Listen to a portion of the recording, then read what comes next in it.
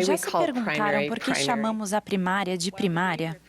Embora o nome se refira ao aprendizado espiritual que as crianças recebem na infância, para mim, ele também é um lembrete de uma verdade poderosa.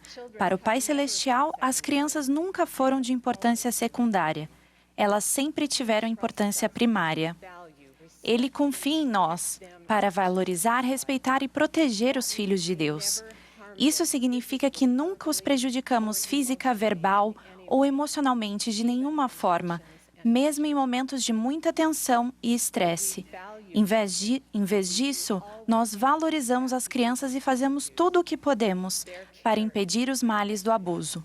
Cuidar delas tem importância primária para nós e para ele também. Um pai e mãe jovens se sentaram à mesa da cozinha, conversando sobre o dia que tiveram. Eles ouviram um barulho lá do fundo do corredor e a mãe perguntou: "O que foi isso?" Em seguida, ouviram um choro bem baixinho que vinha do quarto do filho de 4 anos e correram pelo corredor. Ele estava ali, deitado no chão, ao lado de sua cama. A mãe pegou o filhinho e perguntou o que tinha acontecido. Ele disse: "Caí da cama." E ela disse: "Por que você caiu da cama?" Ele encolheu os ombros e disse: "Não sei, acho que só não consegui subir." É sobre conseguir subir que gostaria de falar nesta manhã. Temos o privilégio e a responsabilidade de ajudar as crianças a conseguir subir no Evangelho de Jesus Cristo, e nunca é cedo demais para isso. Há uma fase particularmente especial na vida das crianças, quando estão protegidas da influência de Satanás, uma época em que são inocentes e não pecam, um tempo sagrado para os pais e a criança. As crianças devem ser ensinadas pela palavra e pelo exemplo, antes e depois de terem alcançado a idade da responsabilidade perante Deus. O presidente Henry B. Eyring ensinou: "Nossa probabilidade de sucesso é maior com as crianças. O melhor momento de ensinar as crianças é bem cedo, enquanto ainda são imunes às tentações de seu inimigo mortal, e bem antes que o barulho das dificuldades pessoais as impeça de ouvir as palavras da verdade."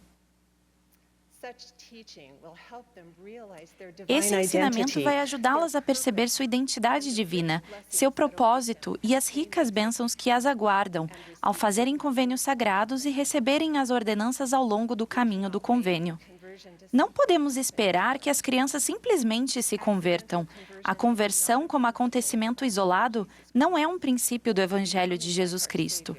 Tornar-se como Salvador não é algo que acontece por acaso.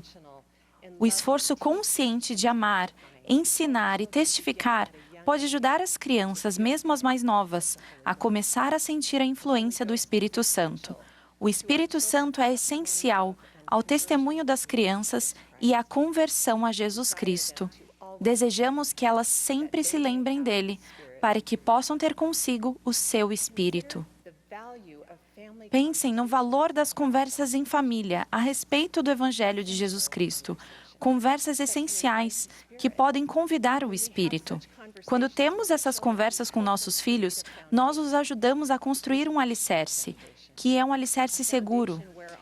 E se eles edificarem sobre esse alicerce, não cairão. Quando fortalecemos um filho, fortalecemos a família. Esses debates importantes podem levar as crianças a compreender a doutrina do arrependimento, ter fé em Cristo, Filho do Deus vivo, escolher o batismo e o dom do Espírito Santo quando tiverem 8 anos de idade, e orar e andar em retidão perante o Senhor. O Salvador exortou: "Portanto, dou-te o mandamento de ensinares estas coisas liberalmente a teus filhos." E o que ele desejava que ensinássemos liberalmente? A queda de Adão, a expiação de Jesus Cristo e o novo nascimento. O Elder D. Todd Christofferson ensinou: "Certamente o adversário se regozija quando os pais não ensinam e não orientam os filhos a terem fé em Cristo e a nascerem de novo espiritualmente."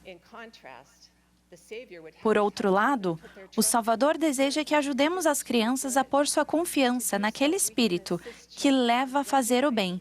Para isso, podemos ajudá-las a reconhecer quando estão sentindo o Espírito e a discernir quais atitudes fazem com que o espírito se afaste. Assim, aprendem a se arrepender e a retornar à luz por meio da expiação de Jesus Cristo. Isso ajuda a incentivar a resiliência espiritual. Podemos nos divertir ajudando nossos filhos a desenvolver resiliência espiritual em qualquer idade. Não precisa ser nada complicado ou demorado. Conversas simples e amorosas podem fazer com que as crianças não só compreendam em que acreditam, mas o mais importante, compreendam por que acreditam nessas coisas. Conversas amorosas que acontecem natural e regularmente podem levar a uma compreensão melhor e a respostas. Não vamos permitir que a conveniência dos dispositivos eletrônicos nos impeça de ensinar e escutar nossos filhos e de olhar em seus olhos. Outras oportunidades de conversas essenciais podem surgir por meio de encenações. Os membros da família podem encenar situações em que estão sendo tentados ou pressionados a fazer uma escolha ruim. Esse exercício pode fortalecer as crianças para que estejam preparadas numa ocasião desafiadora. Por exemplo, podemos encenar e depois fazer um debate, perguntando às crianças o que elas fariam se estivessem tentadas a quebrar a palavra de sabedoria, se estivessem expostas à pornografia, se estivessem tentadas a mentir, roubar ou trapacear, se ouvissem algo de um amigo ou professor da escola que fosse contrário às suas crenças ou aos seus valores. Ao encenarem e depois debaterem sobre isso, em vez de serem pegas de surpresa por um ambiente hostil de um grupo de colegas, as crianças podem estar armadas com o escudo da fé, com o qual poderão apagar todos os dardos inflamados dos iníquos. Um amigo próximo aprendeu essa lição crucial quando tinha 18 anos de idade. Ele se alistou nas Forças Armadas dos Estados Unidos durante o conflito entre os Estados Unidos e o Vietnã. Ele foi designado ao treinamento básico de infantaria a fim de se tornar soldado. Meu amigo comentou que o treinamento foi exaustivo e descreveu seu instrutor dizendo que ele era uma pessoa cruel e desumana. Num certo dia, seu esquadrão estava portando todo o equipamento de combate, caminhando sob um calor escaldante. De repente, o instrutor gritou para que eles se jogassem no chão e não se mexessem. Ele estava atento até mesmo ao menor sinal. Qualquer movimento resultaria em graves consequências depois. O esquadrão sofreu por mais de 2 horas no calor, com a raiva e o ressentimento que cresciam em relação a seu líder. Depois de muitos meses, nosso amigo se viu liderando um esquadrão pelas florestas do Vietnã. E não era só um treinamento, era de verdade. Eles conseguiam ouvir tiros que vinham do alto das árvores ao redor.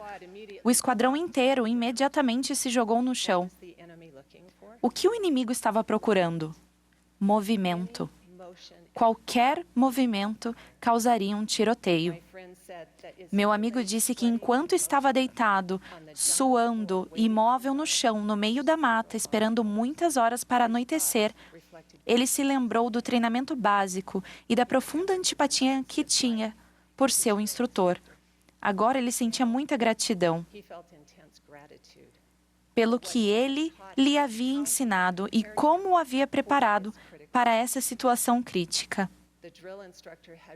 O instrutor havia sabiamente equipado nosso amigo e o esquadrão com a capacidade de saber o que fazer em um combate.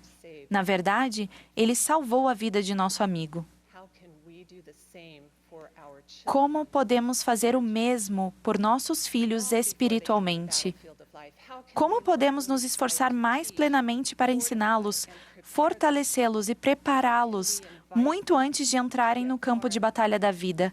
Como podemos convidá-los para que consigam subir? Não seria melhor fazê-los suar no ambiente seguro de aprendizado do lar, em vez de sangrarem nos campos de batalha da vida? Quando relembro minhas experiências, houve ocasiões em que meu marido e eu nos sentimos instrutores em nossa diligência para ajudar nossos filhos a viver o Evangelho de Jesus Cristo. O profeta Jacó pareceu ter expressado o mesmo sentimento quando disse: "Desejo o bem-estar de vossa alma. Sim, minha ansiedade por vós é grande, e vós sabeis que sempre tem sido." À medida que as crianças aprendem e progridem, suas crenças serão desafiadas. Contudo, se estiverem devidamente equipadas, conseguirão desenvolver fé, coragem e confiança, mesmo em meio a forte oposição. Alma nos ensinou a preparar a mente dos filhos.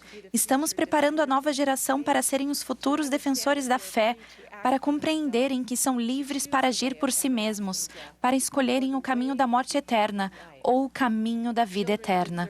As crianças merecem compreender esta grande verdade. O pior erro é errar com respeito à eternidade. Que nossas conversas simples, porém essenciais, com nossos filhos os ajudem a desfrutar as palavras da vida eterna. Hoje, para que possam desfrutar a vida eterna no mundo vindouro. Sim, glória imortal. À medida que os nutrimos e os preparamos, permitimos que usem o arbítrio. Passamos a amá-los de todo o coração, ensinamos-lhes os mandamentos de Deus e sua dádiva do arrependimento e nunca, jamais desistimos deles. Afinal, não é assim que o Senhor age com cada um de nós? Prossigamos com firmeza em Cristo, sabendo que podemos ter um perfeito esplendor de esperança por meio de nosso amoroso Salvador. Testifico que Ele sempre é a resposta. No sagrado nome de Jesus Cristo. Amém.